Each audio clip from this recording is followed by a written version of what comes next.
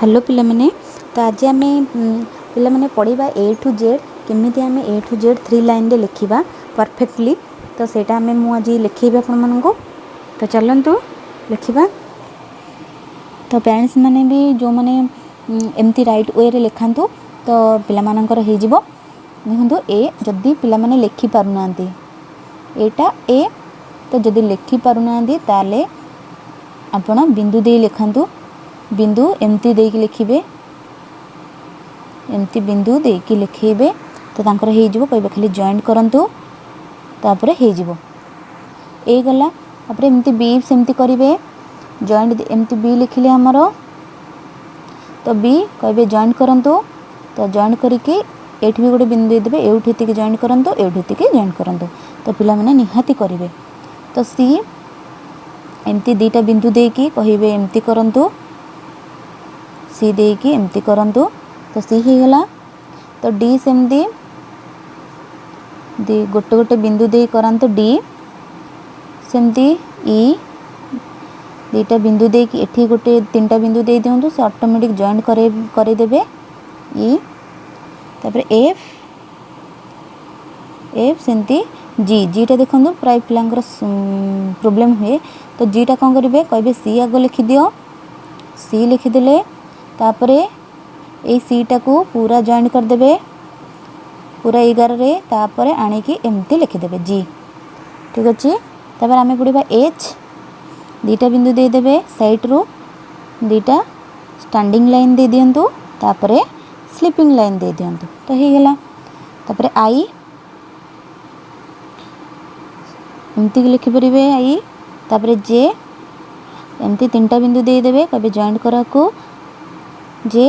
केटा प्राय हुए नहीं, तो केटा दीटा बिंदु दे देले स्टैंडिंग लाइन हो गला। एठी गोटे बिंदु देबे, एठी गोटे बिंदु देबे, आ एठी गोटे बिंदु देबे, कहबे एटा स्टैंडिंग लाइन को एमती करंते, स्टैंडिंग लाइन एमती करबे। तापरे एल गारा देले स्टैंडिंग लाइन, स्लीपिंग लाइन। तापरे एम, एमटा जो मन को आसेनी एटा सुजा, तो स्टैंडिंग लाइन तापरे स्टैंडिंग लाइन हो गला एम। तापरे एन, एन सेमती दीटा स्टैंडिंग लाइन तापरे गोटे सिंगल स्टैंडिंग लाइन। तापरे ओ, ओटा देखंतु प्राय ओटा बावला हुए। तो कहिबे एमती ए बिंदु रु एमती नै कि एमती करे ओ। तापरे पी सेमती पी गोटे स्टैंडिंग लाइन देबे, बी रु अधा लिखि देबे हो गला पी। क्यू सेमती आगो ओ भलिया लिखि दबो, तापरे एठी गार दे देलो। तापरे आर सेमती स्टैंडिंग लाइन, बी रो अधा एठी गोटे बिंदु देथिबे, तो एसी माने एउठी तिके टाणिबे आर। देन एस, एस तीनटा बिंदु दे देबे, कहबे छोटो सी लिख आ गोटे उल्टा सी लिख हो गला एस। तापरे टी गोटे स्टैंडिंग लाइन,